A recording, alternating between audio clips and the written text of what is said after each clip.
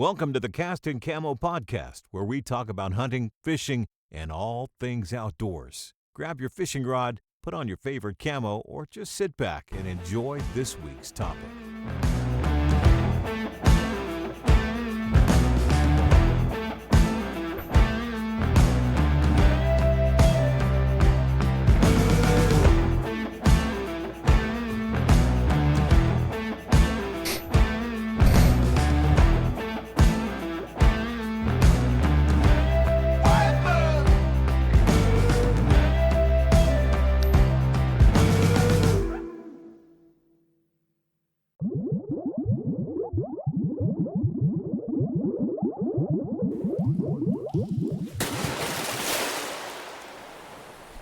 Cast and Camo begins now.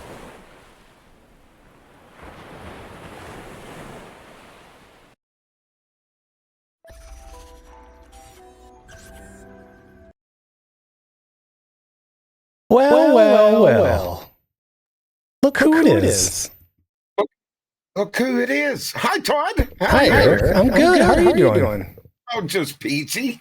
Oh, Look, we got a telephone on the screen. we do have a telephone on the screen. We're going to have a little phone conversation before we bring our guest in tonight. Is that right? Wow. Holy echo. Oh, echo. Let's test this out. We have to unmute. We got a holy echo. Holy echo. I like holy echoes. Technical difficulties. It's me. He says it's me. Oh, I know why. You have the channel brought up. No. Oh. It's a mouse. How about now? We're good now? We should be good now. Yeah. I had double mic on. Look at these. Chat's like right on the ball as soon as we start. No. Echo. Dear Butch, thank you for the 100 bits. Thanks for the anniversary wishes, everybody. Yeah. Wow, it feels like we were affiliate long before December. Well, or maybe not. No. We had to go about 3 or 4 months before we got affiliate, if you remember. Oh, I blame Fish Soccer. I blame you. Yeah. You were sleeping on the job. Yep, sure was. You know me. I do nothing. I do nothing. That's right. Yeah. So, how was your weekend? Oh, my weekend was, I was just going to ask you the same thing. Why'd you read my mind? I don't know. My weekend was great. I did nothing. Really? See, that's what retirement is. You know, you just do nothing. And Pam went to church for you? Yeah, Pam went to church. Yes, she did. Can't ask for much more than your wife going to church and praying for you. And I asked Pam to pray for me, and knowing Pam, I know she prayed for me. Yes, I'm sure she did. Yeah. Yeah. Dear Butch, thanks for that 3 months sub. Appreciate you. Thank you, Butchie. Yeah. Welcome, everybody. Welcome. It's Sunday night. It's Cast and Camo night, as we all love. And you know what else, Eric? Uh-oh. We have ice. You got ice. We have ice. So, and I can't wait. Hey, I heard it was getting warm today, though. Yesterday was like mid 40s, low 40s. Today was just below 40 for a high, which isn't great, but it was just 2 days. Just 2 days, not a big deal. I think we get another really good cold snap. I think where I plan on being next weekend, the high temperature, I think on Wednesday is like -4, -5 for a high. Okay. So I think they're already driving ATVs out on Red Lake. So you're going to Red Lake next weekend. Yeah. That's the plan. At first, I'm an adult. Vehicle out on ice or no? By next weekend, because they're going to be below zero for I think 48 plus hours. So there's a chance that they're driving vehicles out. For sure, ATVs. Yeah. For sure, Well, ATVs. I think I heard Red Lake, they had to rescue someone there last week. Allegedly. Allegedly. But it is the reason I bring that up is it is early ice. And I want to ask you a question because you have a history, and so does our guest tonight. But I'm going to start with you. You have a history, or there's your background of law enforcement. Yep. And we kind of talked about it a little bit today, but I'm going to actually ask you the question now for everybody to hear. When you got calls for saving somebody that went through the ice, how many rescues did you do? None. Why is that? Because by the time we got there, they were gone. It would take me 40 minutes to arrive on scene to our lake. Right. 35, 40 minutes. And that's running 110 mile an hour to the lake. Even if you're 20 minutes away, 15 minutes away, it doesn't take long. No, if they go through the ice, unless they have, and I will tell everyone this, that ice fishes, you need to have some kind of rope around your neck with wooden pegs with nice big spikes on it. Yep. Telling you, it's the only thing that will save your ass out there on ice. Because you're trying to reach up to grab that ice with your hands, it's just gonna break. Not gonna work. Yep. You got to be able to get something planted in that ice to pull your body up. If you don't, and you only got like less than 30 seconds to get up out of that. Yep. And that's something we can talk about down the road. That's really, I think that would be a good topic. But I just wanted to bring it up because I know we've got a lot of Minnesota people and Wisconsin people and people where there's ice. Be careful, everybody. Please be safe. Take the right precautions. Don't be a hero. No fish is worth dying over. It's really not. Just to say that you were the first one out ice fishing, it's not worth it. So be safe. Don't be stupid. Which, let me ask you this, Eric. What ice is safe? What ice is safe? Yeah. Me personally, yep, I wouldn't go out on a lake unless it had 6+ inches on it. That's me. But there's a lot of people that'll go out there 3 inches ice, 2 inches ice, and there's just no way I would do that. That's black ice for me. Yep. We have a couple of correct answers in chat. The answer to which ice is safe, the answer is none. I don't care if there's 4 inches or 24 inches, you never know, right? If a lake has a spring in it, it might be 24 inches here, but it could be 4 inches somewhere else. And if you're driving your truck, that's why when you're going, people, if you're on, everybody that ice fishes, that's watching and listening after the fact, because just remember, we're on YouTube, Cast and Camo TV. Check us out every episode. But if you're watching back on YouTube and you're an ice fisher person, stay on the freaking roads that the resorts plow. If you're driving a vehicle, please just follow the roads because they do the jobs of plowing, making sure that road is safe. And the second you get off that road, snow drifts cause bad ice. There's more insulation, the ice doesn't grow as much, and you just never know. So just be careful, everybody, please. We've already had I think we've already had 2 or 3 people die in Minnesota in the last handful of weeks from going through the ice. And I think one was a kid. Tell your kids, don't go out on the ice unless somebody has checked that ice. Please just keep you and your family safe. Be smart about it. But like I said, we are on YouTube, Cast and Camo TV. You can check out all of our previous episodes on YouTube. This episode tonight will be uploaded tonight. We do it same night. You can also check us out on Apple Podcast, Cast and Camo, Spotify Podcast, Cast and Camo. But if you're going to YouTube, we love algorithms. We're math nerds, right, Eric? You and I are both math nerds. Oh yeah. Yeah. Math nerd. We love those algorithms. Subscribe, like, and comment on our videos, please. It helps us. Helps with those algorithms that we know nothing about. And our guest actually asked us, hey, today, do you guys have an Instagram? And Eric's like, hell no, but we actually do. We have an Instagram. I'm pretty sure I created an Instagram for us, as well as a Facebook page. It's a little lacking right now, but we'll get there. It's hunting season took out a lot of our time, didn't it? Yes. We were both busy. Yeah. We got so much time to hunt, man.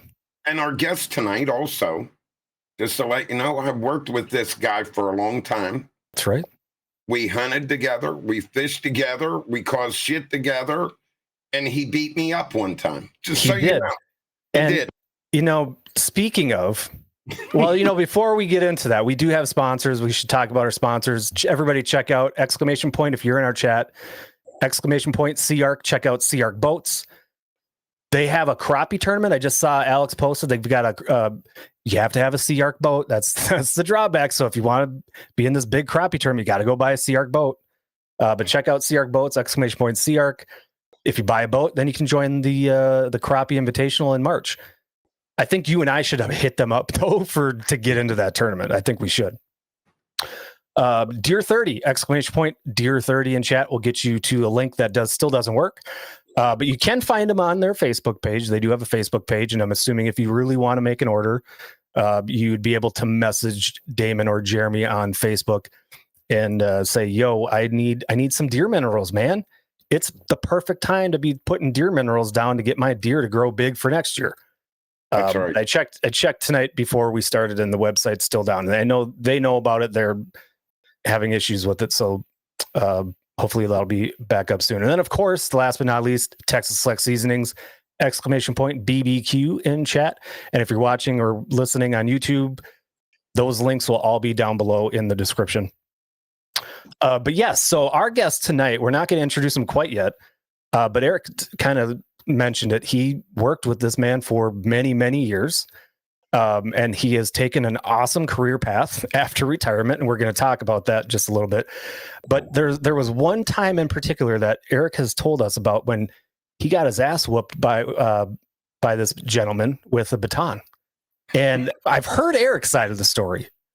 I wanted to hear Ted's side of the story. So Eric didn't know this, but I pulled Ted aside in a different room, and we're going to have a quick conversation about that because we want to get Eric's side. So I'm going to tell Ted that Eric is in a soundproof booth, can't hear us. Everything is safe. So let's take a listen. Bring Ted in. Let me move him over. There we go. He's in that other room. Hey Ted, what's up? Thanks for doing the pre-show call. Really appreciate it. And I was just telling everybody, Eric has told us his side of the story of when you whipped his ass with a baton. I kind of wanted to hear your side of the story. So is it true? Did you really whoop him? Ha ha ha. Yeah, that's my evil laugh. So here is what happened. Eric and I were on a call, and things started to get out of hand a little bit. Hey. Ted's ruining my bit. Ted's talking to me in my ear. Hold on, Ted. Ted, you're just talking twice. Who are you? Stop. You're in the pre-interview. Hold on. Yeah, this is a pre-interview. We're in the other room now. Eric can't hear us, Ted. I can't hear you. Just wait until we actually bring you into the actual room. So anyway, Ted, I'm assuming Eric stirred the pot when things started to get out of hand. Is that accurate?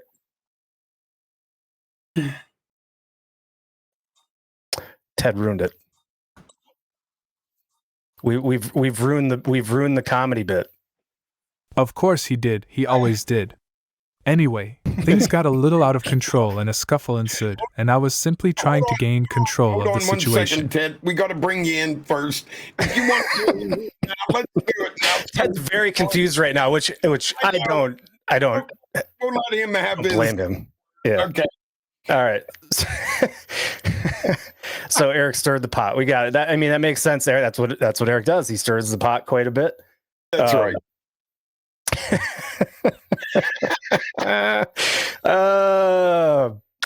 And you took the steps that you needed to take to get control of the situation. It's understandable as a law enforcement officer, right? Exactly. Well, Eric fell to the ground, and I thought, oh man, this is my chance to, finger quotes, accidentally hit the chief with my nightstick. I had picked up on the term, finger quotes, accidentally hit chief with your nightstick. So what you're telling me that it wasn't actually an accident, that you actually did this, you seized the opportunity and you did this on purpose? Is that what I'm hearing?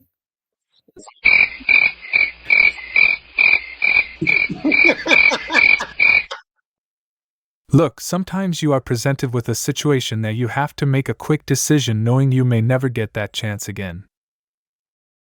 I totally get that. I probably would have seized. There's probably a lot of people that watch Eric's stream and our Cast and Camo podcast that probably would have jumped at the chance to take that stick and whoop his ass. So I don't blame you. I don't blame you. He's not going to hear this conversation, right? No. He doesn't. He is not going to hear any of this conversation at all. Nope. Okay, great. I've kept it a secret all these years and it felt good to tell someone, but he can't ever find out that I did it on purpose. Your secret is safe with us, or with me and everybody else that's watching. Eric will never know that you did it on purpose. Definitely. Because being in law enforcement, there was video or picture evidence that Eric, you didn't realize that Ted provided. So I wanted to show everybody the evidence of him whooping your ass with that nightstick. So let's pull that picture up now. There it is. There, but the picture was super grainy. I couldn't confirm 100% that was Eric. So I had his forensics teams that he used to work with enhance the photo a little bit so we could make sure that was Eric. And so they enhanced the face a little bit, and you can pretty much tell that that's him there. But we, just to completely make sure, we wanted to zoom in. So I had him zoom in a little bit closer. And there we have confirmation that is the night that Eric got his ass whooped by the nightstick on accident. So perfect. I was a lot younger then. You were a lot younger then? Well, I noticed you have a lot of color in your beard back then. You must have been a redhead. Pink.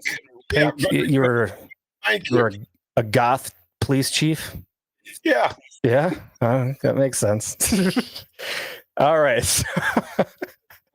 That went swimmingly well, very smoothly. Let's bring Ted in. Yes, Hold on. Ted can explain his side of the story. Poor Ted. All right, now Ted, now everybody can hear you. Sorry about that. I probably wasn't totally clear in what was going to happen there. I tried to make sense of it before we started, but it's all good. That was fun. But everybody, this is Ted Race of Crooked Creek Charters, based out of, well, I don't even know, Pennsylvania, technically. Oh, now we can't. Oh, I have him muted. That's what now? Yeah, the boat's based out of Conneaut, Ohio, and we fish out of the port of Conneaut, which is right on the Pennsylvania-Ohio border. Right. Okay, so now that we have you for real, can we please tell the story about what happened the night that you kicked Eric's ass? Well, poor Eric. When you'd hear him on the radio, he was always very excited, and he'd be amped up, and you'd hear him talking real fast, and sometimes you'd have to get on and be like, Eric, just slow down. And I was in the area, and this kid, he asked him to turn his music down once. And then the second time I went over with him, and we walked into the door, and then next thing you know, Eric's in a fight with this guy, and I'm trying to calm the situation down, is he's in there hollering, carrying stuff around. And I told him, I said, Eric, let's just reason with this guy. Because I'm always the voice of reason in the thing. I don't know what happened. Next thing you know, this guy's flying across the room. Eric's on top of him. And I had this brand new ass baton at the time. And I hadn't hit anybody with it yet. All I knew was it was an awesome tool. I wanted to try it out. Unfortunately, my aim wasn't that great. They were rolling around. It was one leg, another leg, and I got him. And after Eric quit crying, about that. His feelings are still hurt over this, and it's been 30 some years since then. We both agreed we will never have to tell that man to turn his music down twice. Oh, but you did mix the story up now, Ted, just a little bit. You were just as wild as I was at that time. We didn't take much shit from anyone. When they get right in your face and then they double up a fist, it's time to go rocking and rolling. Do you actually undo your buttons on your shirt and roll it up before you get into that tussle? Regardless of what happened, I could always take my tie and name tag off, and he knew what was going to happen after that. That man was always standing there next to me, and it didn't matter. He knew when it was time for throwdown, he was always there. I always appreciated that. This is too funny. That's great. We backed each other up a hell of a lot. I mean, he was in the state police, and I had my own police department, but I'm telling you, me and Ted did a lot of shit together, though. It was we usually worked about the same shift. So, Ted, you were a state trooper for how many years? 30 years.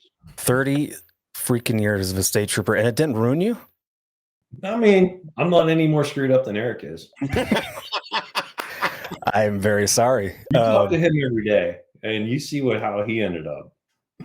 My fishing boat actually helped me out a lot. You know, I ran the charter business for 18 years, and it was nice because, you know, as a police officer, you run into good people on bad days, and once you understand that, like everybody is just a regular person, and if you can understand that there might be something causing them to act that way, you know, and even though Eric and I poke a little fun at each other against some of the things we had to do.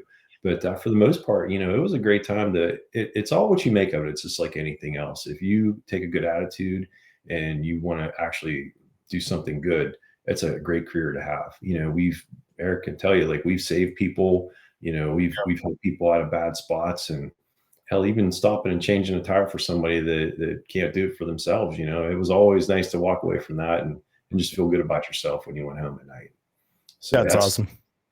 I could have retired at 25 years. I could have retired at 20. I stayed some extra time, and because I was loving it. It was an awesome career. I had a great time, and the experiences I had, you can't even. I can tell stories for days. Yeah, and, I believe it.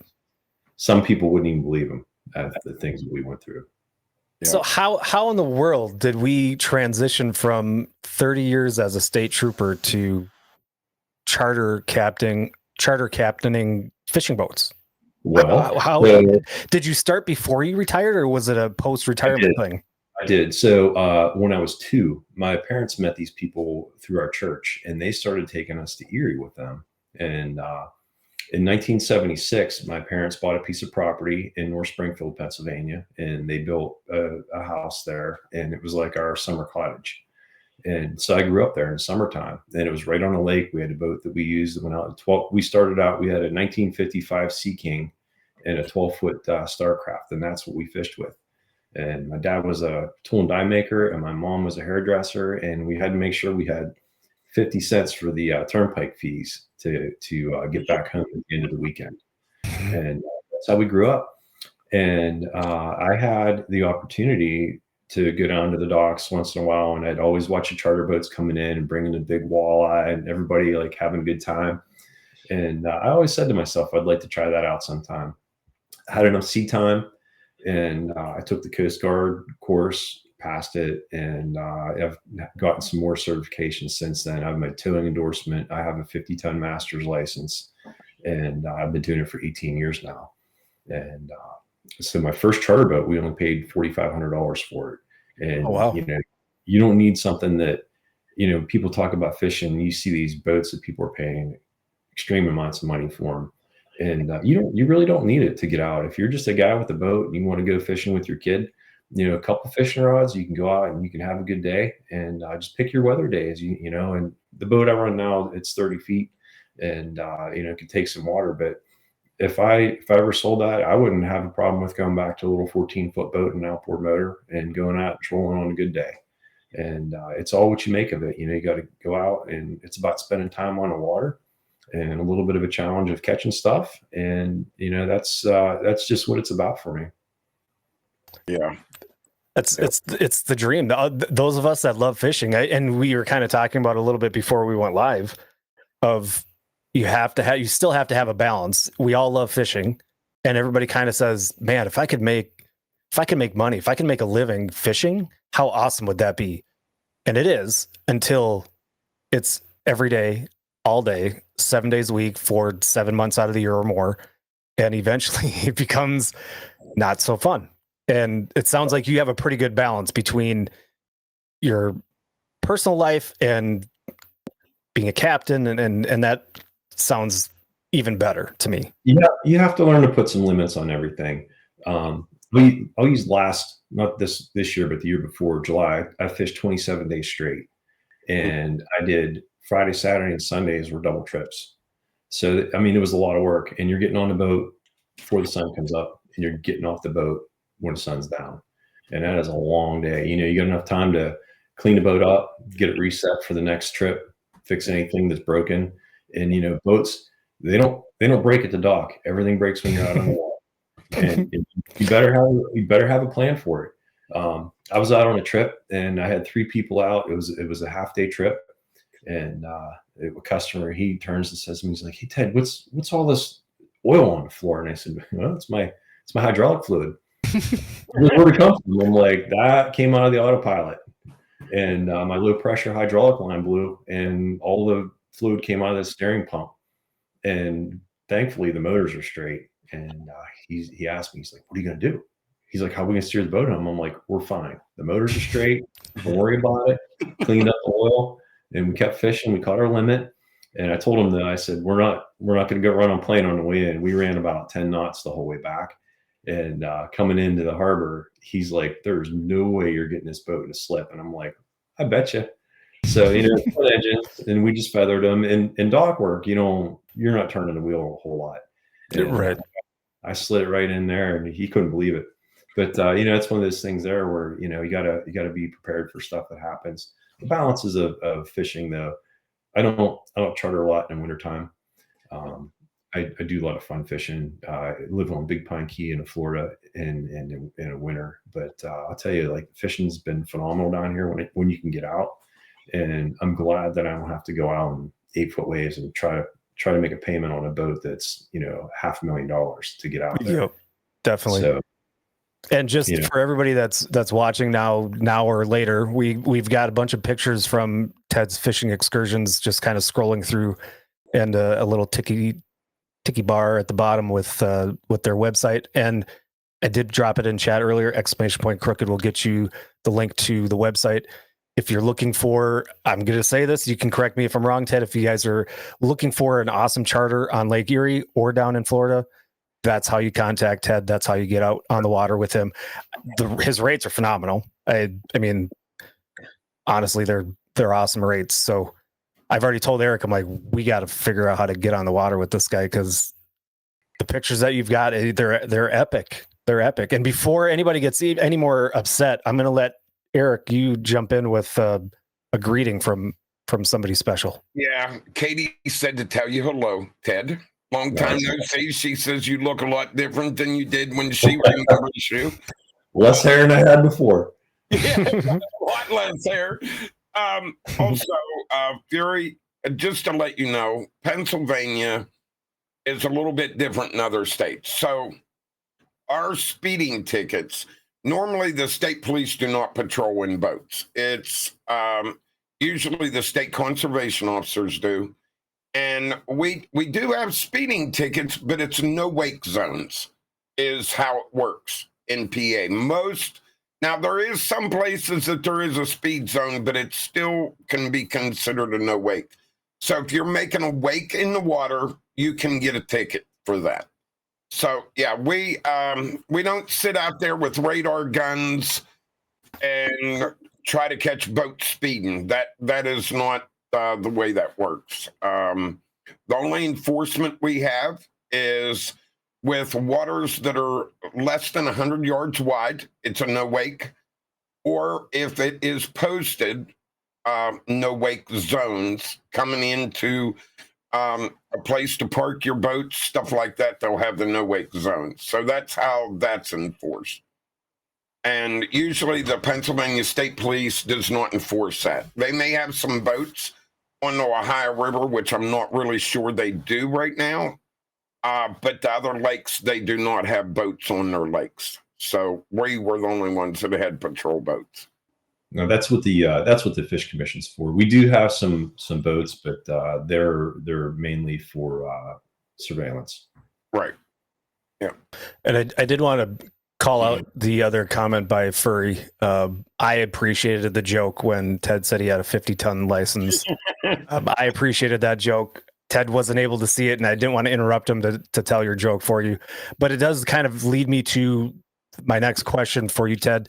When you were going for your captain's license, do you think having that background of law enforcement and those experiences, whether it's CPR, all of those things, you kind of had a lot of that experience already. Do you think that helped in your journey of getting your license?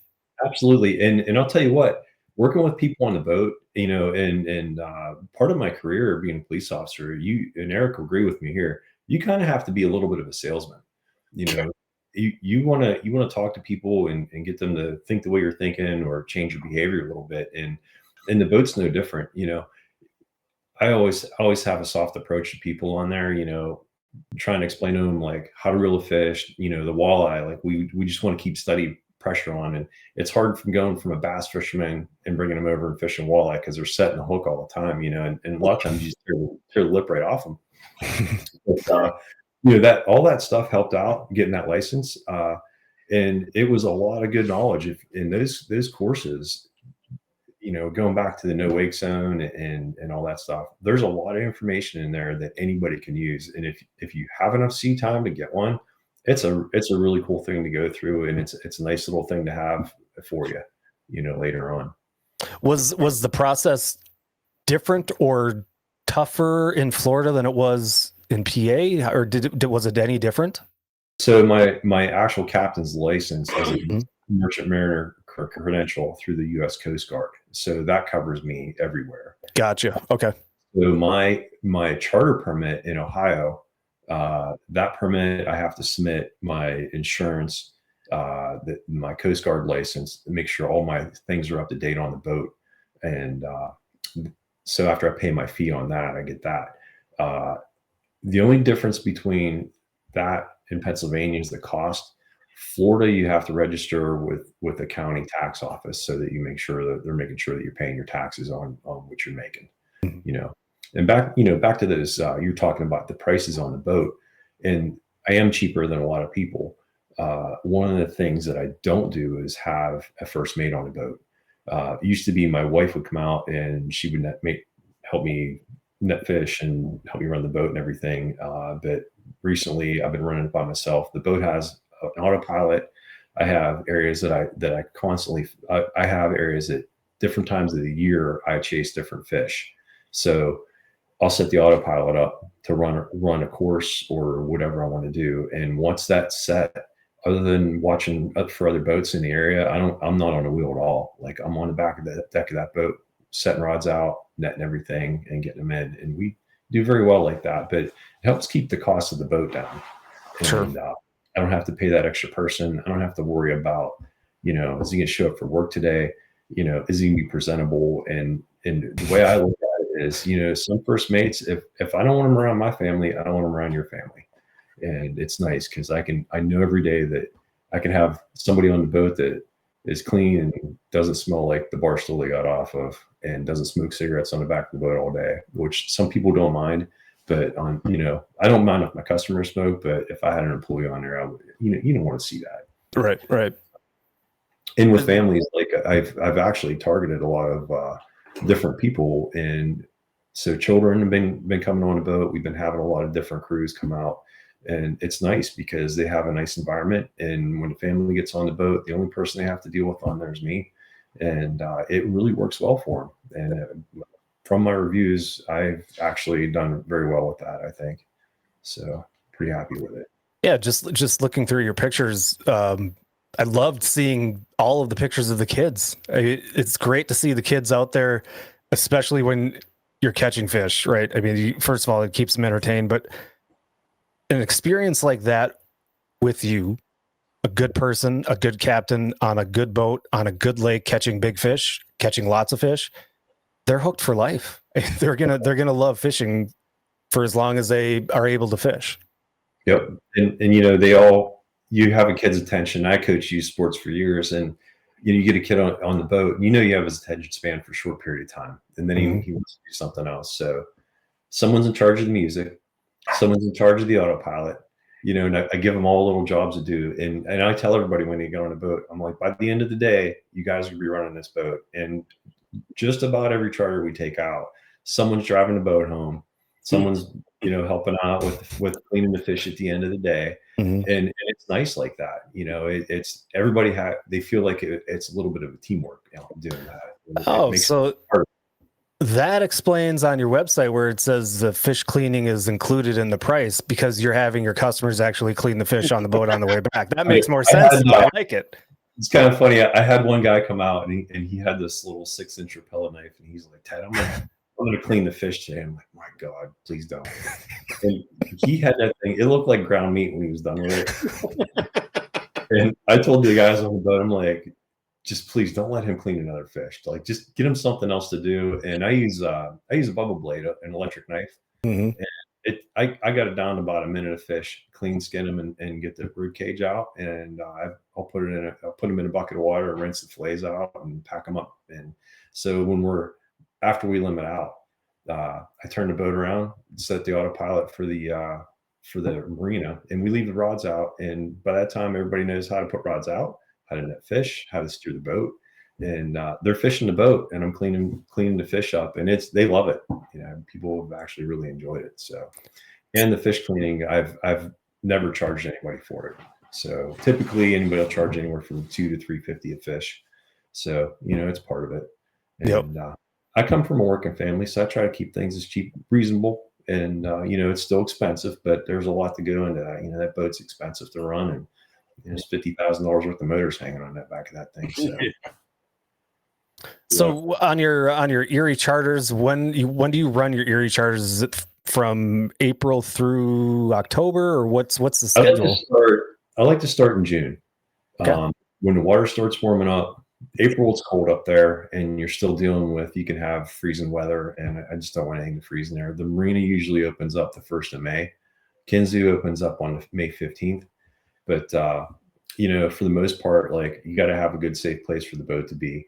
And then when the water usually gets above 60 degrees, that's when you can start catching a walleye and fairly close. And in the springtime, you can go into the creek mouth and you can catch them with plugs and stuff like that in the evening. And then they'll move out in the afternoon, and you can catch them in shallow water in there. But typically from June 1st until the end of September, our marina closes October 15th. And 4 years ago, I had 2 trips on the last day that the marina was open, and we limited out on both trips. So, and the fishery up there right now is just so good. There's just miles and miles of fish. I put a couple pictures of the sonar on there, and you can just see the bait and the fish in there. It's just incredible. Yeah, it's crazy. You wheel into a pile of fish like that, and you just run circles on them, and there's days where I'll mark fish for 10, 12 miles and not even turn the boat. I'm catching, I'm not going to leave them. We're just until we're not catching anything. I'll turn that boat around later, but there's no sense in moving anything. Ted, we'll run a couple different programs there. I'll run 14 rods. I'll run dipsy divers off the sides of the boat, and then planer boards. Depends on how big the waves are, whether I'm running 3, 4, or 5 rods out on the planers. But it's a nice setup that we got. In the middle of the summer, are you usually first fishing like the first trench, the second trench? What do you? So the trenches are off of Walnut Creek, and right. That's on the Pennsylvania side. And I typically fish out of Conneaut there, so the trenches aren't over on that side over there. Okay. So if you go directly north from the harbor there, in June, there's a lighthouse there, and right around the corner of the lighthouse, it's about 43 feet of water. and I'll get out there, I'll turn the boat, and I'll start heading toward Ashtabula, and I'll just zigzag in to about 30 feet and then back out to 40 feet until I find where the fish are at. Right. And then we'll just try to hit that area in there. And the later on it gets in the summertime, the further out we go. Hit the Canadian border probably 5 times this year. I had 3 crews that did 3-day trips, and each day we just fished in a different area. One day we specifically targeted steelhead. The other day we did shallow water stuff. We caught some bass and limited out on walleye. And then the other day we just wanted to have a fun day, and we went way offshore. I said, let's go to Canada fishing, fellas. And they were just ecstatic. We fired the boat up, put some music on, got some sandwiches, and off we went. And it was a good day. Went to Canada, fished our way home. So we do have a question in chat for you. They're wanting to know if the low water levels in the Erie have impacted your business. So I don't think that the lake level is low. So our place is right on the lake, and I actually have one of our blink cameras for the cottage on the lake shore. So you could see the water come up and down. Sometimes what will affect our water level a lot is if you have a storm, like last weekend, they had 50-knot winds up there. And if it's coming out of the north, it'll push all that water in and it'll bring that lake level up a little bit. But it doesn't go up and down that much. And those fish, they're looking for, if you're looking at the thermoclines in the water, in the springtime, you want to be up in that warmer water. And then in the summertime, you want to be down below and getting that cooler water where the bait's at. And it's a thing, but I don't feel that the lake level has changed that much. I will tell you the quality of the water and the quality of the fish has improved a lot. I'm extremely happy. Like, you can go out and you can get into 50 feet of water and you can see your lure pretty much a good way down. When I remember a long time ago, we have these big algae blooms out there. You have like green water, a lot of stuff like that. But a lot of good hatches of bugs, good fish out there, good variety of fish. We catch some big catfish this year. We got giant sheephead, which nobody really likes, but they are fun to reel in. All the walleye we can handle. And it's just a bad day for me is when I didn't limit the total boat out, including my limit also. Right. And it's just been like the fishery up there is great right now. Have you noticed over the years, as the water clarity has increased, that in the summer that you have to go deeper to find the fish? We've always gone a little bit deeper. So we don't typically get deeper than 75, 76 feet. And that area out there, I don't do real well in it. If I'm out in the deep water, like 71, 72, and then out of Coney out there, it'll go from 58 to 62 to 70. And there's like this small gradual hump there. And I don't know whether the current on the bottom there is a little bit different, but that area in there seems to be really good. Like, I'll set the boat up in 50 feet of water and troll my way out through that. And a lot of times, like, if they're moving in and out with the warm or cold water, they'll be in the shallower water, and they might be out a little bit deeper, but it does a couple 5-6 miles. You could be out in 72 feet, but it's nice to try some different things. When you have a 7-hour trip, you can cover a lot of ground in a boat, Yeah. Definitely. Are you mainly targeting walleye, or if I come to you and say, hey Ted, I want to get out, but I want to do a little walleye and a little salmon and this and that, or do you say, no, this is we're going to go for walleye, or we're going to go for muskie, or this is what we're targeting because this is what's biting and I know where to go? Or how does that work if somebody wants to do specific type of fishing? Right. And it's your boat for the day. You want to go, and I have these guys from Harrisburg. They'll come get the boat for a weekend. And last time they were up, they had those cicadas, and they brought 3-gallon bags of them. And they're like, we're going to catch all the bass on these things. Let's go find some rocks. I'm like, I know some places, So we go out and we take those bugs out there, and I think we caught like two bass and a couple walleye on them, and that was it. And fishing, and they threw like a million of them things out there, and I'm like, God, please make this stop, But that's what they want to do. And it was me and 2 guys, and get on a boat and go, and what? Hey, you know what? It's not me fishing, it's them fishing. and just trying to make it work. You know, we went up and down the break wall at the marina, and then I had some other rock piles that I knew had bass on them, and they just didn't like those bugs. You know, I think I could have got a little tube bait from Walmart and probably wiped the map up with them before those guys caught a fish. But and you know, in the springtime here, I had a guy, he wanted to drift fish and jig, and that guy couldn't catch a fish to save his life.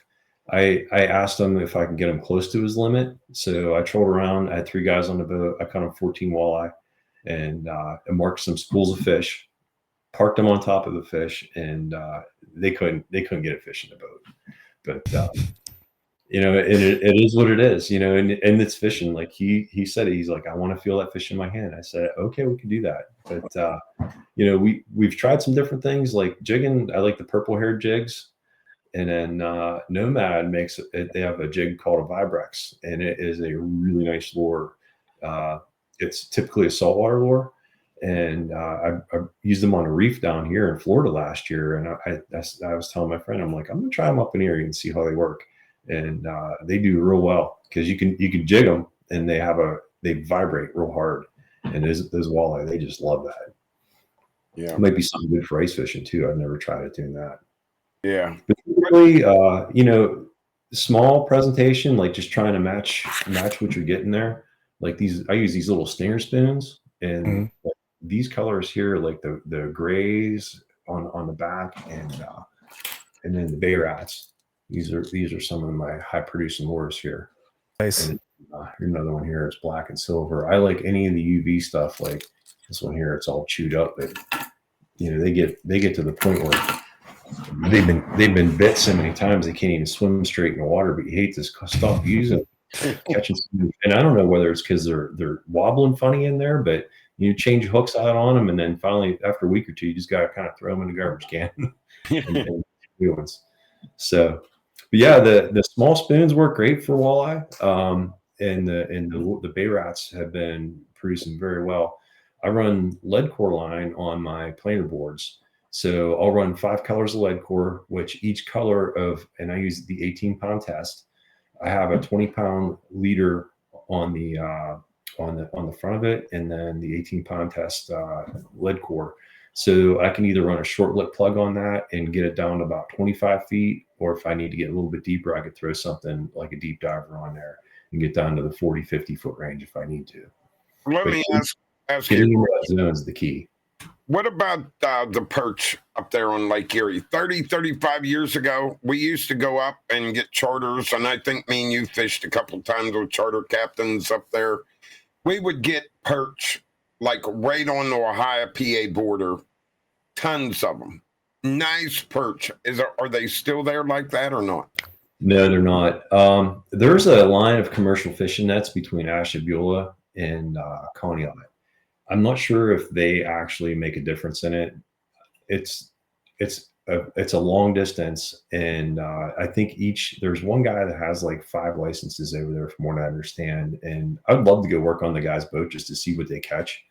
Right. But Western Basin, I understand you can still catch perch over there.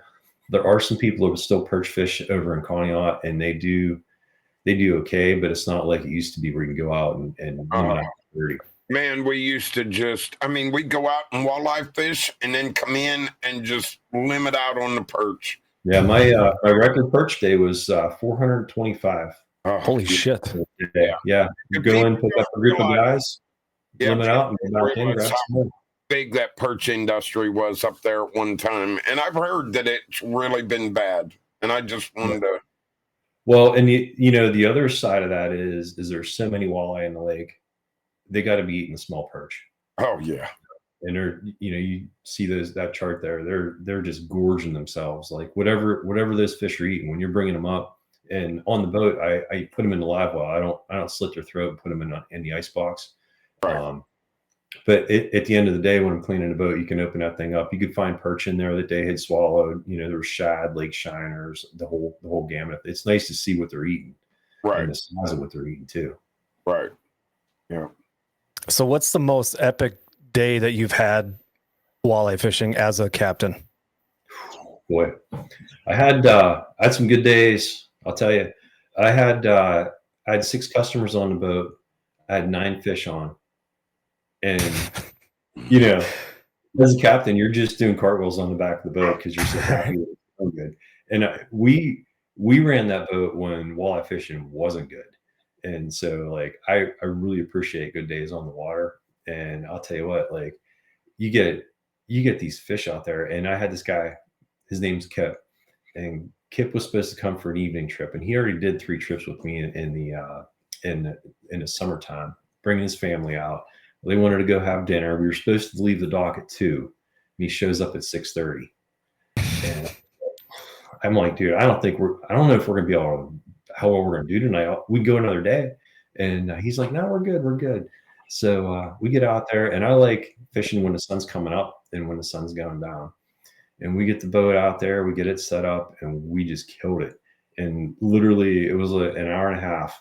We had that thing full, and turned around, coming in with the sunset, and it was just an amazing day out there. just being able to pull it off for him. Like, he was so upset that he was late, and he thought he disappointed me. And I didn't want to be like, I'll give you, we'll go out and run for a little while, but you hate to charge somebody a full trip for a couple hours, but Right. you still have your time, Right. And, but yeah, we've had some great days out there. That catfish there had some Amish guys on the boat, and I never really got on these guys until a couple years ago. And they get on the boat, and I realize they have a great sense of humor, and they like to talk. And they're talking to me. I never wear shoes on the boat, and they're like, "Captain Ted, why aren't you wearing shoes?" And I'm like, "Oh, your feet feel better." I'm like, my shoes are dry all the time. Like, I don't have to worry about it. And next thing you know, they take all their work boots off. I'm like, I've never actually seen an Amish guy with no shoes on. So did your retinas burn from the white? Well, so I'm like, I gotta check this out. So I'm trying to nonchalantly look at their feet, and most of them had pretty good. They're all trimmed up except for this one guy. He had he could have snatched fish out of the water, and I'm like, dude, don't you can't you clip them up with your horse trimmers or something like that? And they all started laughing, and then I made them put sunscreen on their feet because they were as pasty white as they can get. Yep. Well, the only sunscreen I had at the time was my waist, and it had sparklies in it. And I didn't tell them that until they had it on their feet. Like, hey, just want to let you guys know your feet are going to We do have a couple questions here. Let me try to go back. Moose, do you make your own lures, Ted? I do not. It's not. Okay. There was a time where my dad and I used to make lures together, and I really enjoyed that.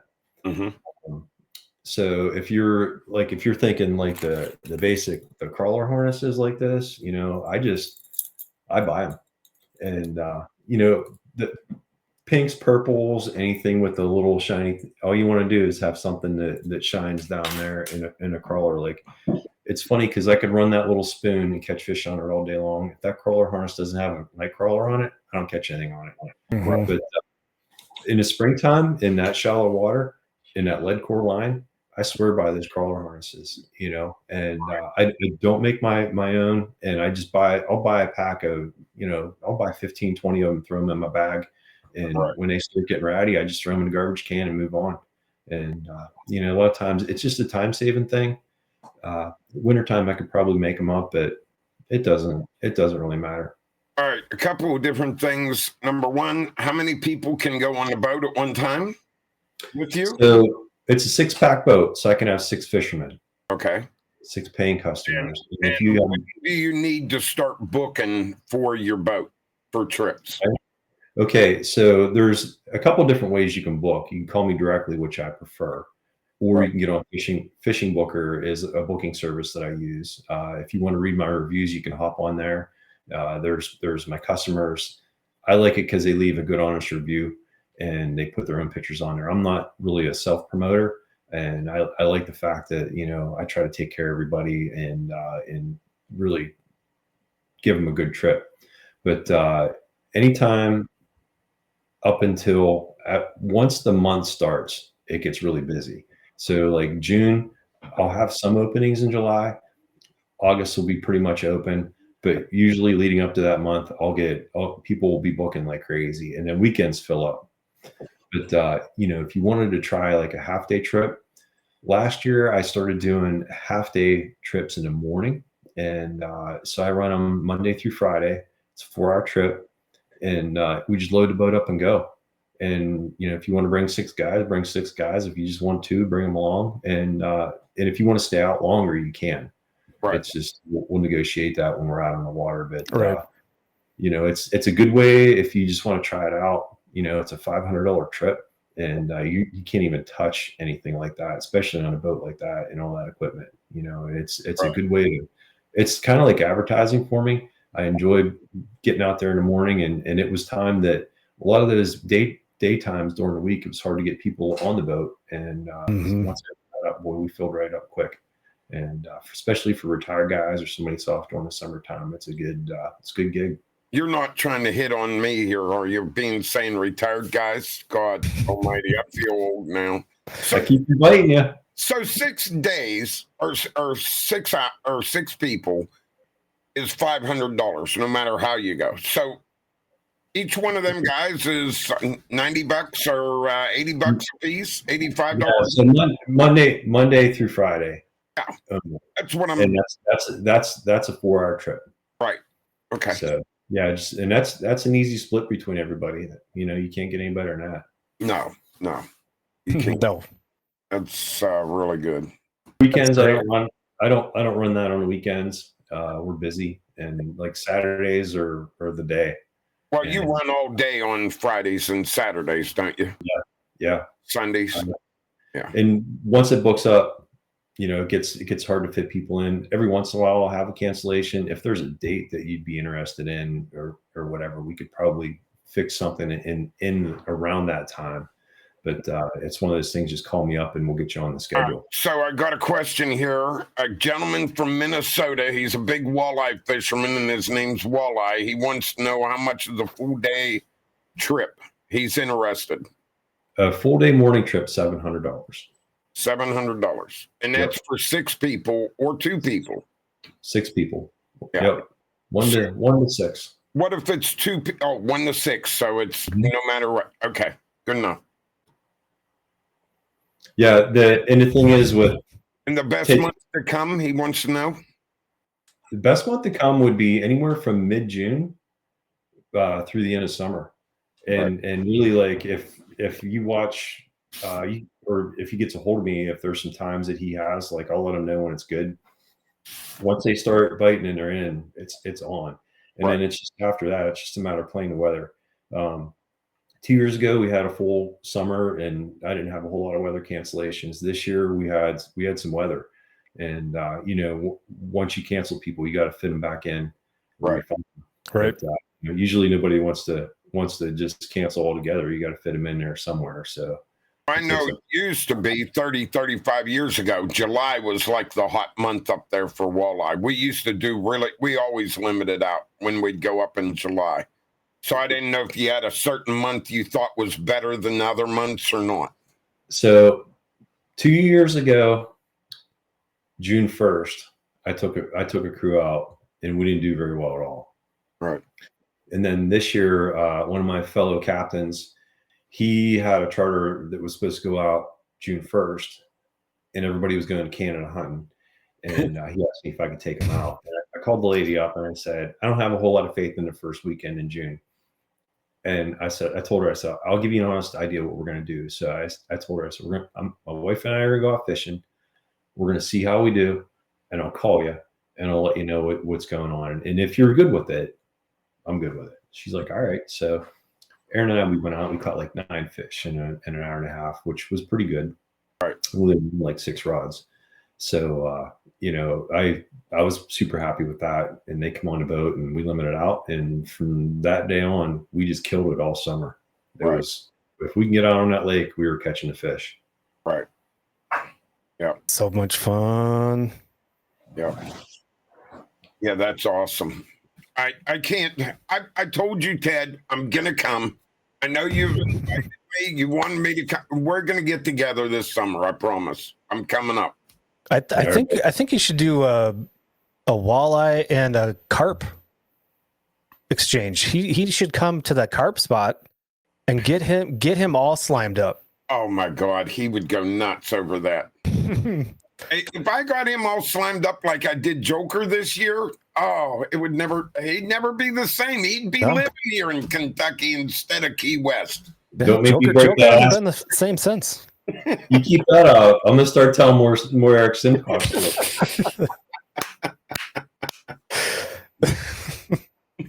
Hey, a couple things for you. One thing I want to show you. You know, we were talking about ice fishing there. Some of the things I carry on the boat, and here in Florida, a lot of times I go out by myself, Right. and you know, going back on the whole safety thing, for a couple things you could do for yourself that could save your life. And you know, I keep one of these little inflatable life jackets on the boat. And I don't know if anybody knows, like you can use these personal locator beacons. You can use these things hunting or anything, and a water activated light. And then on the other side, I carry a marine radio. Right. And I'll tell you what, if you fall off your boat, if you fall in the water, you might not have a chance to get a hold of somebody or get back to the boat. You know, we're guys, and you might not be able to do it. But that there is like my little safety net, so to speak. But it would work anywhere. Like if you're ice fishing, you fall in the water, at least you'd have something to keep you buoyant, you know, go under the ice. Mm-hmm. And you'd have a way of people locating, like the spot locator, like one of the rescue links. It's not that expensive. And you know, it's like insurance. You know, if you're going to go out there and you're going to be on thin ice, or if you're going to be out in rough water by yourself, or even in a boat that you're not real sure if it's capable of getting somewhere, you know, that's something there that 20 minutes could save your life getting somebody there. And you know how long it was 40 minutes to get to a parking lot, let alone get to where somebody was at. I know. And that was just getting to my patrol boat. And then you got to run down to the patrol boat, fire it up, go by yourself, or wait for a state trooper to come and assist you or whatever to help you on the rescue. And the ice was just horrible because we didn't drive out on Kinzua Lake. You know, Ted, I don't know if they ever allowed anyone to drive on that lake. No, I don't think they did. But when I was there, they was never allowed to drive on that lake. So now you may have a 2-mile hike to where that person went in at, you know, and it just, I mean, I felt sorry for people. And Lake Erie, they allow vehicles on that. And I don't know how many vehicles have gone in Lake Erie up there on ice. I mean, that is probably one of the worst places I've ever seen on vehicles going in the lake, dropping through that lake. And I don't know if they still allow them or not. Do they, Ted? Do they allow? I think there's some places they still take vehicles out on the lake. I wouldn't advise it at all. Even on thick ice, you know, if it breaks loose, if you get the wind shifts or something, or the current changes, you don't know. That ice, when we would get on the Kinzua Lake to check it, or on Lake Erie to check ice fishermen, them cracks just put things right up your spine. You'll hear them cracks go, and it's like, what the shit? You know, it just, you know, I'm not a baby with it, and I did go on the ice quite a bit, but I just didn't like it. It just doesn't feel right to me. But in Minnesota, up there where you guys fish, walleye, soggy, Todd, I mean, you guys get a lot thicker of the ice than we get, you know. Mm-hmm. That makes a big difference. Oh, it makes a huge difference. Yeah. Big difference. What is the biggest walleye that you have caught on a charter? 13 pounds, a little over 13 pounds that we caught. And that was a big walleye. Yeah. And I'll tell you, we get some nice ones, and through the summer here, we got into some big schools of fish, and that was a massive fish. I eating wise, I like the ones from 20 to 24 inches. I like the smaller ones, but man, I'll tell you what, there's nothing better than a big trophy walleye coming in. There's the one of the girl, she's holding her fish like this, and that's a good shot of a walleye there. We had a great day that evening. We're just taking different pictures and seeing see who will get the best Yeah. shots of the fish, you know. Like that picture. And it just, I know there's somebody in our chat probably right now that would be very interested in knowing when there's a big walleye when you have a client that has a big walleye on and they get it up to the boat, when you're grabbing that net, this is the action that you do, right? That's when Eric fishes with me. That's when we have a contest of who's got the biggest fish. He'll beat my fish on that. No, But yeah, I'll tell you, it's stressful because I mean, when that fish is coming to the boat, the only person screwed up is you. And I always tell everybody, I'm like, don't stop reeling, keep steady pressure. And it's like it's just one of those things that people do. It's a mental thing. When you reach with a net, they go like this with the rod. Yeah. And they're reaching with you, and then that thing goes back a little bit. And we were fishing off at Erie one time. It was a long time ago, but we picked one up, and we were in deep water, and it rolled over on a surface, and the guy let off on some slack, and it just came unhooked. And it was an August morning. The water was beautiful, and I'm like, I'm gonna go get him. So I grabbed the net, hopped in the water, and I had it. I had that thing in there, and I told my wife, I'm like, turn the boat around. And so by the time she got around, the walleye got out of the net. And I wish I'd have got up. It made for a pretty good story, though. Yeah, it would have. And that was a nice fish. That was every bit of a 10-pound walleye, and that was back when the fish weren't hitting real good out there. And you worked all day to catch a fish. Yeah. Yeah. So what do you think the reason is the walleye have taken hold again? Because it was like that 35 years ago. You could go up there and just limit out. I went up there and we actually did a lot of gill netting, and I would bring home hundreds of pounds of fish from the gill netting, the ones that died in the gill net. We would bring them home on the studies with the biologists. And then there was a time there that the fish kind of slacked way off, and now they're coming back. What do you I think when they slacked off there, we had a big algae bloom, and it sucks the oxygen out of the water. So I think that probably had a big impact on the fish. Right now, though, I mean, the water quality is great. There's lots of bait, and the conditions are just perfect for them. So does Canada gill net up there? They do. They do. Because that was one of the issues that we had, and we arrested several Canadians coming into U.S. waters for gill netting, crossing that boundary. Sure. They'll push that boundary. They always have, and they always will. But it's something that we don't do in Pennsylvania. We didn't have the gill netting and that, but they were blaming a lot of the fish being taken because of over gill netting out of Canada. Whether that's true or not, I don't see anybody out there gill netting. Crossing the border, I mean, that's a long ride out there. Oh yeah. And, it's 20 miles to the border, and then it from Conneaut, it's 42 miles from shore to shore. Right. But with the technology now and radar and everything, like I don't think that they're fishing over there like that. If they did that before, I've never seen anything like that. Usually when we're way out there, it might be a couple guys that I know that may have been out there fishing, and we got in some different fish, or some days we just like to go somewhere different. Right. And we'll go out deep and see what we catch out there.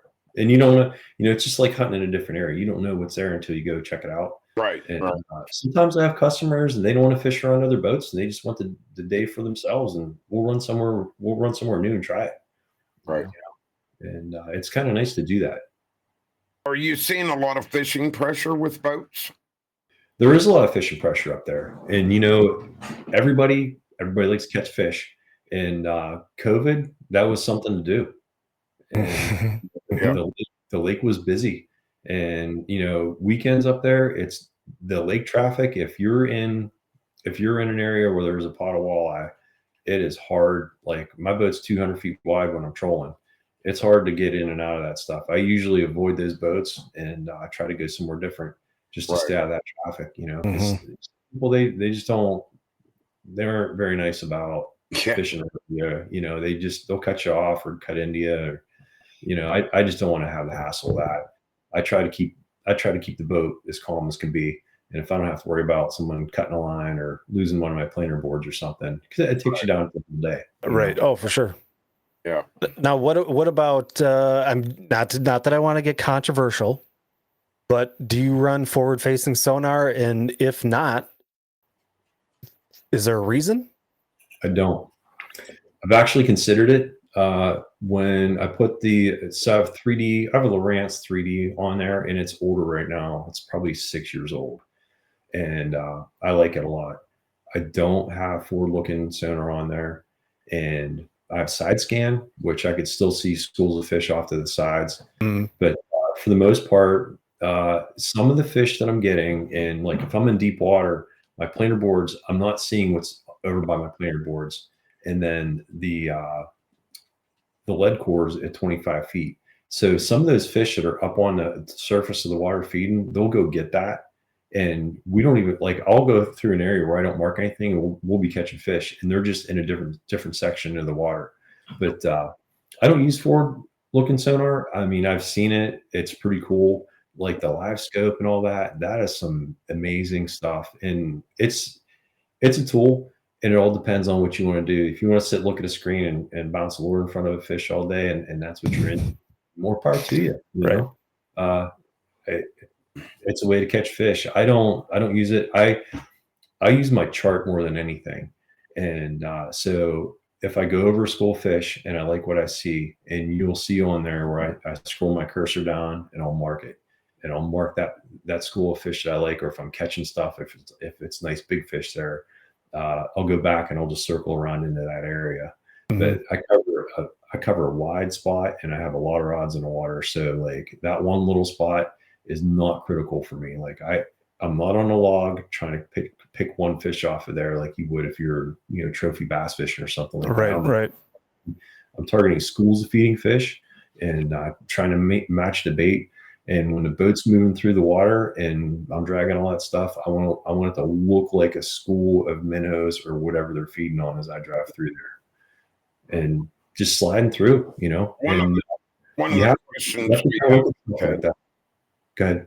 They want to know if you jig or troll, and I can answer part of that. Ted said earlier, the boat is yours once you go there. So I imagine, Ted, you want to answer? Yeah, I mean, we could either way. Fishing's fishing, and I'll try anything. If you want to jig, if you want to try different kind of lures, if you want to have different baits, like that's fine. Just let me know ahead of time. If you're bringing your own fishing rods, typically I'll take my rods down off the boat so they're not in your way, because that's a lot of fishing rods up. And if you're trying to cast and stuff, just keep all that stuff out of the way. So we'll put them up on the roof or down in a cabin or something just to accommodate everybody. But yeah, I mean, if you got something, if you have some method that you want to try, you never know. I might learn something new or find a different bait that I like to have, Right. So it's a good thing to try. So one of the questions I got when I come up, what are you cooking for lunch on the boat? Well, I typically don't eat lunch on the boat. I'm busy. So I have my coffee that I take out with me, and I might take like a granola bar or something to eat once I get hangry. But for the most part, I don't eat until I get back in. And Bear steak and deer steak, just like you never know. in my garage. We've had some good jerky on the boat. There's a lot of people that doing deer jerky and elk jerky out there, and it's good stuff. The Amish guys, they brought cookies out, homemade cookies. They were good. Yeah. I imagine they were. They got some good food. Yeah. You should have made them use an oar. Like they'd be looking at your dual motors and be like, "Let's go fast." And you did. No. Grab an oar. Let's go. They all had cell phones. They all knew. They listened to good music. And I was surprised. With us, and he could cook brats for us. Yeah. I think Joker can come and cook brats while we fish. Yeah. That'd be awesome. Yeah, there's no risk of him forgetting them. No risk at all. So I did hear a rumor, and based on some of the pictures I've seen, your wife has crabs. Can we talk about the crabs that you guys get and the lobsters? Yeah, they're lobsters, spiny lobsters. How do you do this? I need to know. All right. So the one big spot that she has there, that big bag, it's called a lobster condo, right? So we Okay. put our dive gear on, and so the area that we got those in, it's called Spanish Channel, and it's on the north side of Big Pine Key. And if you get on Navionics and you use the relief shading, there's bomb holes from World War II. So they were practice dive bombing, and there's these craters that are still there. And the water around the area is 5 feet, and the craters go down to 12 feet. And around the rim, it has rock and stuff in there, and it's loaded with lobsters up around the edges of that. So it's like a little trout net and a tickle stick. And you take this little stick and you get behind a lobster and you poke them, and he just swims right into the net. And so we use a tickle stick and a net or a snare, or you can just grab them with your hands. But you got to wear gloves with them though, because they'll tear your hands up. Their backs are really sharp, like on the back of their carcass. But we get lobsters all the time. Do you build your own boxes for the crabs, or do you buy them, Ted? So I buy the crabs, the crab traps, right? And you got to put them together yourself. You put concrete in the bottom, and then you could use we use pig's feet for bait. And like the other day, like I showed you this barracuda and stuff, and the other fish carcasses I had today, like we'll cut those up and throw them in the traps too. Right. I like pig's feet. Yeah. Do you need a separate license for that stuff? So yeah, in Florida, your saltwater license, the lobster permit is $5. The stone crab permit is free, and blue crab permit is free. But the traps have to be tagged.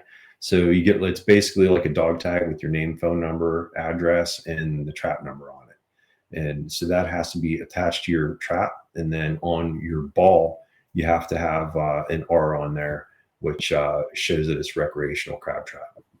How often do you have to check them traps, Ted? I do them about once a week.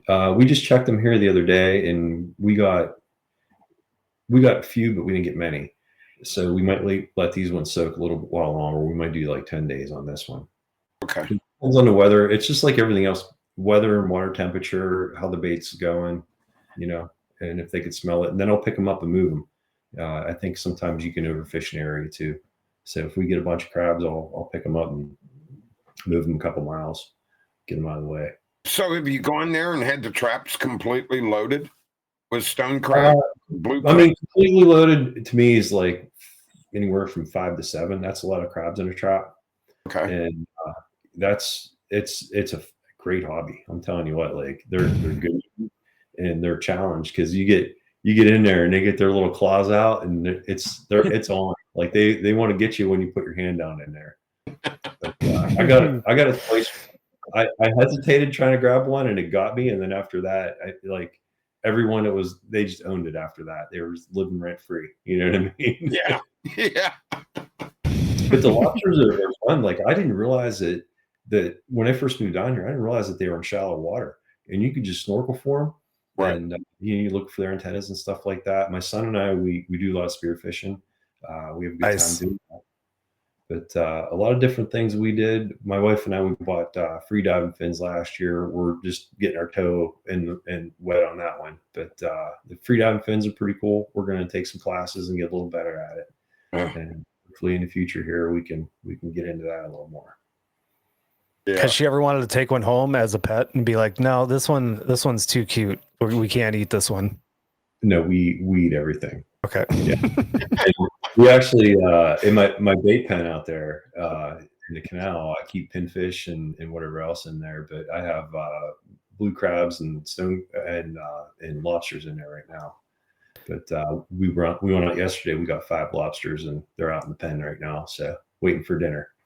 Ryan, go ahead. Hello, Ted. Good. Yeah, Ryan's in chat, and he said, "What's up, Ted?" It's been a long time since he's seen you too. I bought it. Yeah, go ahead, Todd. If I say I'm coming to Florida, I want you to charter me, and I want to go fishing for hammerheads. Yeah, Are you set up for that? Or will absolutely. you? Oh, okay. Yeah. So can we catch black tips first as bait? I don't. So shark fishing is kind of interesting. We started. There's these channels that go out through. So where I'm at, it's like in the middle of the Gulf of Mexico and Atlantic Ocean. So if we go out towards the Gulf, there's these tidal channels that go out through, and it's like 2-3 feet on the sides of the channel, and then it goes down to 20 feet, and it is a feeding. It's just when the tide's going in and out, everything's in there feeding. So we'll go out and we'll chum, try to catch different fish. But one thing we found was big sharks love living in there. We got an 8-foot bull shark out there last year. We got bit off a couple times, straightened a couple hooks out, and then we decided to, once we hooked one, we were just going to ditch the anchor, come back, get it later, and we followed it with the boat. And it took us about 25 minutes. We were in 15 feet of water, and it took us 25 minutes pulling it straight up to get it up to the side of the boat. And we got him up there, got our hand on the leader there, and the hook ended up straightening out right before I cut it off. Oh, wow. Sharks, I mean, it's a workout. It's definitely a workout. I've never caught one, but I want to. It's very high on my wish list. Yep. There's one at the Behe Honda Bridge they claim is like 15 feet long. It is a massive, massive shark. I'll send you a video of it. Oh, What wow. about Goliaths? Can we go catch some Goliaths? So this old friend of mine, he likes to go out, and we actually been trapping together. So we'll take the boat out and we just do exploring. So I'll set the autopilot up, and our small boat has a jack plate on it, so we get in and out of shallow water real easy. Mm-hmm. But we go just trying to find things, and we find this old piece of a dock, and it's like this square metal frame. And first time I got in the water on top of that thing, it had two Goliath grouper on that. They were easy 300 pounds a piece, and then probably like a 6-foot nurse shark in there. Oh, nice. 5 feet of water. They were Gummy. in. Yeah. Wow.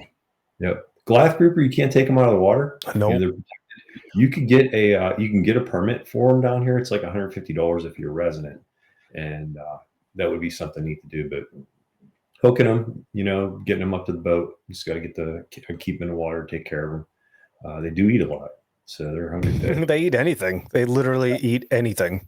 Mm-hmm. Yeah, There's another question that somebody that's in the Keys, and he's asking, where do you charter down by the Keys? I'm on Big Pine Key. So the other day I was out, we fished off of the Maryland Shoal. So the American Shoal Lighthouse and American Shoal, there's a wreck out there called the Wilkes-Barre.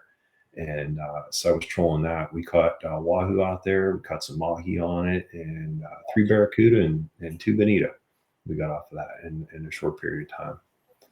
So, yeah, well, walleye. I promised Ted I was going to come up this year, and I'm going to go up this year. So we're going to go. So if you want to book walleye, we'll go. Yeah. That'd be fun. For sure. Yeah. One more question from me, at least, about back to Erie. Have you found, because we were kind of talking about how the fishing has picked up, the walleye fishing has come back stronger and stronger. Have you noticed that it has, or do you think it has any correlation with the zebra mussels? I think the zebra mussels cleaned the water up.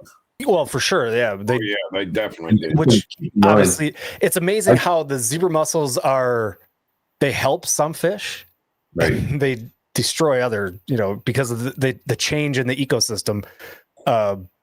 Is there a lot of talk about the zebra mussels in that area? I'm familiar with more Superior, but lot less of Erie. And I'll tell you, being a diver, I get in the water a lot. And so we were out the one day and we were perch fishing, and I threw my dive gear on, went in just to see like how cool it'd be to go down and see a school perch. You know what I mean? So, but down on the bottom, I was able to take my hand and just scoop, and it was just the zebra mussel shells. It was just there was probably like 6 inches of them on the bottom. Mm-hmm. Wow. I do think that they cleaned the water up. Now, keep in mind, I've been going there since I was 2. And, I remember when the algae was so thick, you can actually walk on it along the shoreline. And you don't have that anymore, which is nice. And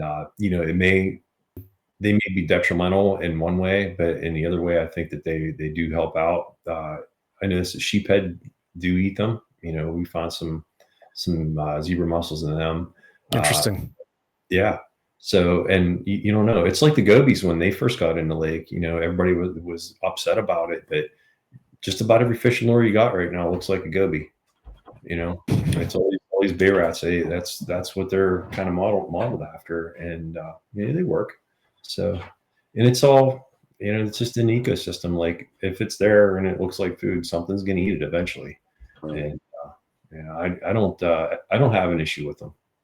All right. We have one more question there. They want to know how far you go offshore. I know we've already talked about this, but how far do you go offshore in Lake Erie? Or I would say Florida.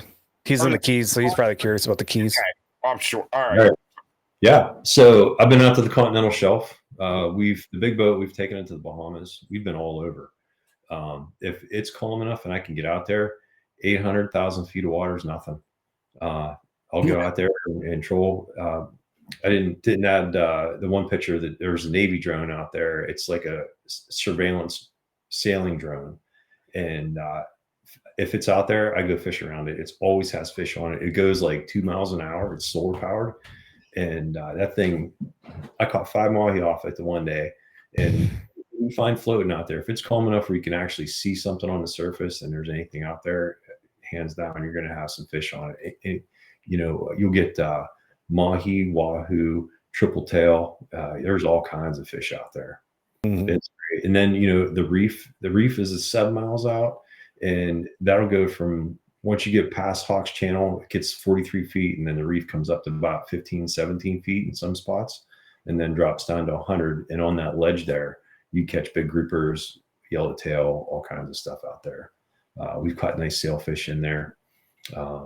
It's just an awesome fishery down here. It's amazing. Yeah. It's Florida.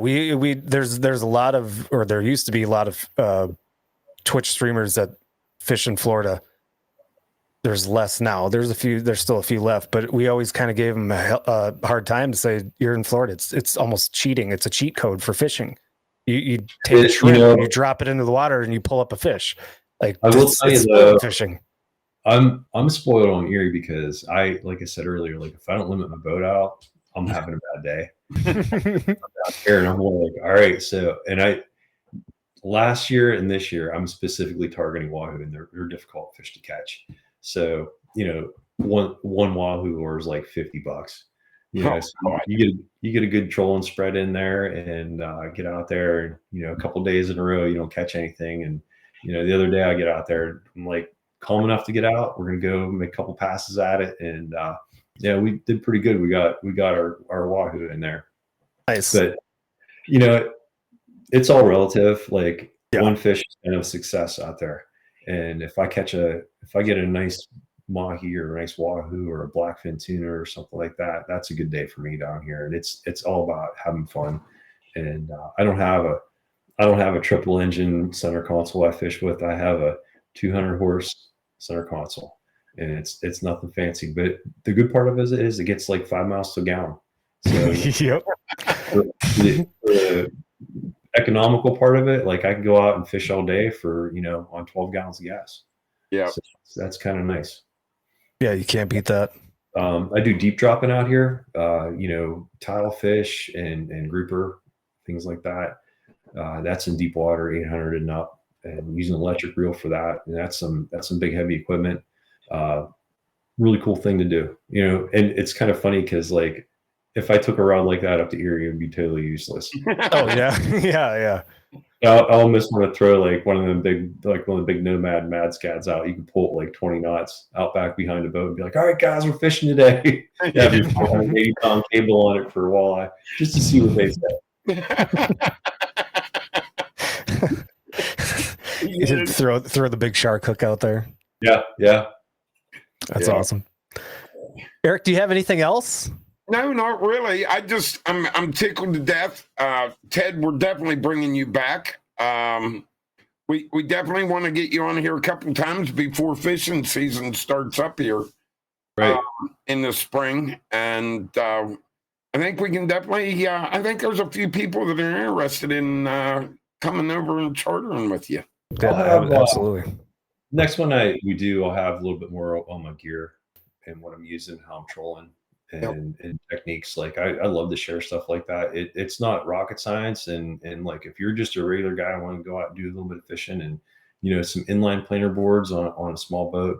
You can get 3-4 rod spread pretty easy on that and be successful. And it's nothing that a person with a regular boat can't go out and do.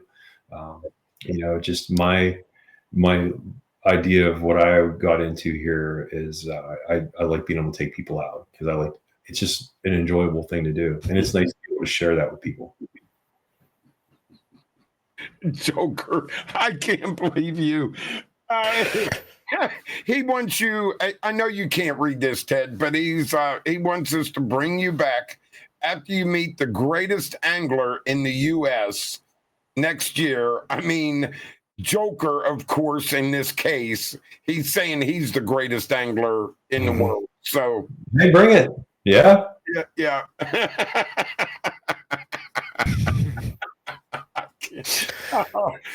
Wow. Yo. I can't believe Russell hasn't spoke up yet on that one. No, there he is. Yeah, there it is. I was waiting for it. Yeah. All right. Joker can net Buzzard's fish. How about that? Well, I thought maybe Buzzard could net Joker's fish. Yeah. I don't want Joker's so he's the best angler in the US. He doesn't need anybody to net his fish. Wait a minute. I don't want spear netting his fish because I already watched that one day. That wasn't good. That's how he got the nickname Spear. Yeah. Speared all of his fish. That's right. Well, everybody, don't forget Sea Arc boats, ! Sea Arc. If you're in the Twitch chat, that will bring you to the Sea Arc boats. Maybe Ted wants a Sea Arc boat. Well, his business is going to grow and grow and grow, and we're going to help his business grow so much that he's going to need a Sea Arc boat for catfishing. He's going to start chartering catfishing. I guarantee it. I can see it now. Ohio River. Yep. And crappie fishing in northern Florida. Absolutely. Yeah. There you go. ! BBQ in chat to bring up Texas Select Seasonings. If you like smoking meat, we all know I love my meats, and I'll put a lot of meat in my mouth, and I love it. Get the Texas Select Seasonings. It is phenomenal. I love it. I need to order some. I keep saying that, but I need to order some more. It's Christmas time, man. I'm ordering a lot of stuff. I need to add the Texas Select Seasonings to that list for sure. And of course, we love them. Deer 30, the product works great. Website, not so much yet. They're still working on the website. But we appreciate you check them out on Facebook. And most importantly, the thing that has been scrolling across the screen for the last hour and a half, Crooked Creek Charters. Give Ted a call, send him an email, book him. Let's book this guy solid for all of 2025. Let's book him solid. Let's book him in Florida all winter. Let's make him work his ass off, all in payback for whooping Chief's ass. Yeah, for beating my ass. Yep. Restitution. That's what we call that. Restitution. Well, Ted, I can't thank you enough for coming on, and I agree with Eric. I think we should have you back sometime, and it's been a pleasure. Yes. Thank you. Thank all you. Right. Appreciate for Cast and Camo, I'm Todd. And I'm Eric. And we'll see you guys, maybe not next week because I'll be ice fishing, but soon. Oh, okay. We'll see. We'll talk to everybody soon. Later, all. Have a good night.